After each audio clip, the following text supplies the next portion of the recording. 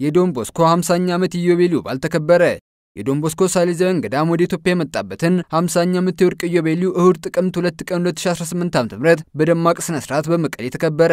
የዶን ቦስኮ 50ኛ ዓመት የወርቅ ኢዮቤልዩ ክብረ በዓል የአዲግራት ሀገረ ስብከት ጳጳስ ብፁዕ አቡነ ተስፋ ስላሴ መድን በኢትዮጵያና በኤርትራ የሳሊዛውያን ገዳም የበላይ አለቃ አባ ኢግናሲዮ ላቬንቱሬ ከመጀመሪያዎቹ ልኡካን ሳሊዛውያኖች ወንድም ቼዛሬ ቡሎ በርካታ የሳሊዛውያን ካህናትና ወንድሞች እንዲሁም የመንግስት የሥራ ኃላፊዎች በተገኙበት በመስዋዕተ ቅዳሴና በበርካታ መርሃ ግብሮች ተከብረዋል። የዶን ቦስኮ የ50 ዓመት ቆይታ በኢትዮጵያና ኤርትራ ለማክበር የተለያዩ መዝናኛ ክዋኔዎች ከተለያዩ አካላት የእንኳን ደስ ያላችሁ መግለጫዎች ፕሮግራሙን የበዓል ድባብ ያጎናጸፉት ይዘቶች ነበሩ።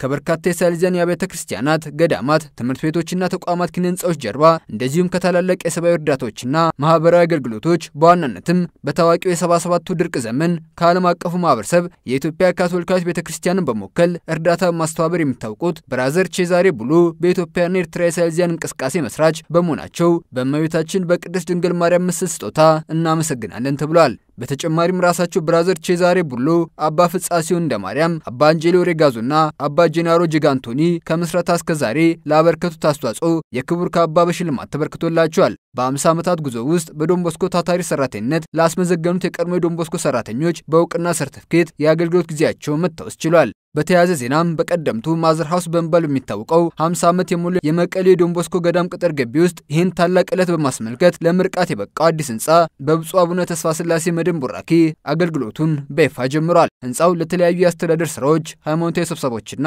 እንግዳ መቀበያና ማረፊያ እንዲሆን ታስቦ የተሰራ ነው።